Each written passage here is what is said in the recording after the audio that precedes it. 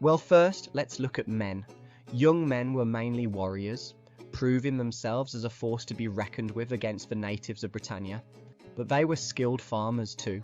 They were expected to show bravery, leadership, and strength, especially in battle. Their place in society often came from how well they fought and the power they held. They were mostly involved in public life, fighting in wars, taking part in running things, and dealing with the law. It were their job to protect their communities and to have a say in politics and justice. They held proper positions of power and authority, like kings, nobles, and warriors. They had strong legal rights too, could own land, sit on councils, and make choices that shaped their communities. They got stuck into work that kept the economy going, farming, trading, and crafting. They also earned respect and status through what they did in battle. Men from wealthy families had better access to education and were more likely to be able to read and write. They were taught about the law, religion, and how to lead others.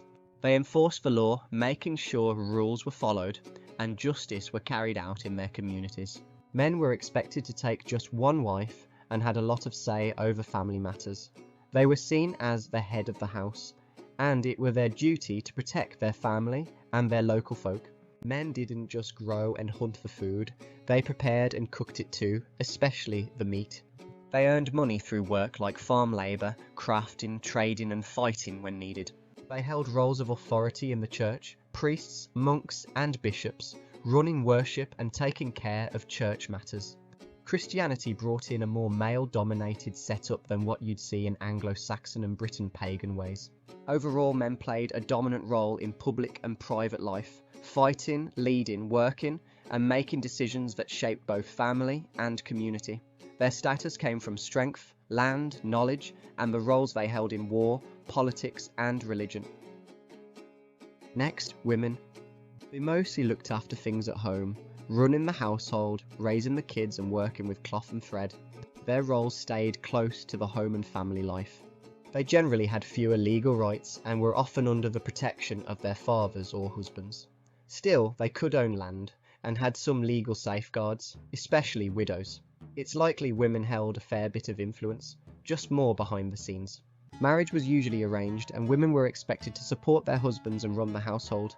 They had fewer say in who they married and were meant to be obedient to their husbands. Though no one really knows what went on behind closed doors, some women might have been more dominant there, but that's not likely. They helped keep things going at home by spinning, weaving and brewing. Their work was vital to the household's survival, but it didn't get the same recognition or value as the men's. Education weren't as easy to come by, especially for poorer folk, but noble women and women in the church might have been taught religious and domestic skills. Back then, it were more about how much coin you had than whether you were a man or woman.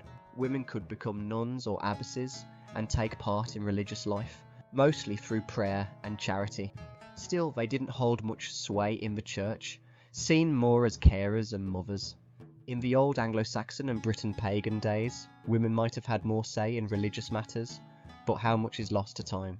Women, on the other hand, baked bread, brewed beer, and made cheese. No matter their rank, women served drinks to men. It showed their place beneath them.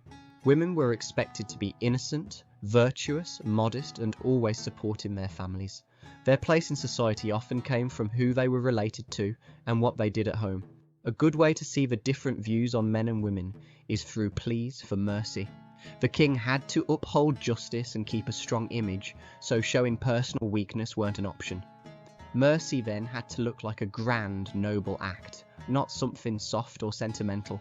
That's why the queen would beg for mercy in public, asking her king to show kindness. This let the king give in out of love for his wife, without making himself look weak. From a modern point of view, the way Anglo-Saxon women were treated might seem cruel or unfair. They had fewer rights, less say in public life, and were often expected to be quiet and obedient. But that's only part of the picture. There's plenty of evidence showing that men loved their women deeply. Wives, daughters, mothers. Some even gave their lives for them. Love back then didn't always look like it does now, but it were strong all the same. A man's honour were often tied to how well he looked after his family, and protecting his wife weren't just expected, it were a matter of pride. In songs, stories, and even wills, men left their most valued things to the women in their lives. They built homes, fought in wars, and faced death, not just for glory, but to keep their loved ones safe. So while women might not have had the loudest voice in public, they held deep meaning in private, and that's a kind of power too. Be sure to check out my other channel, History Sticks, for the complete, longer and comprehensive video.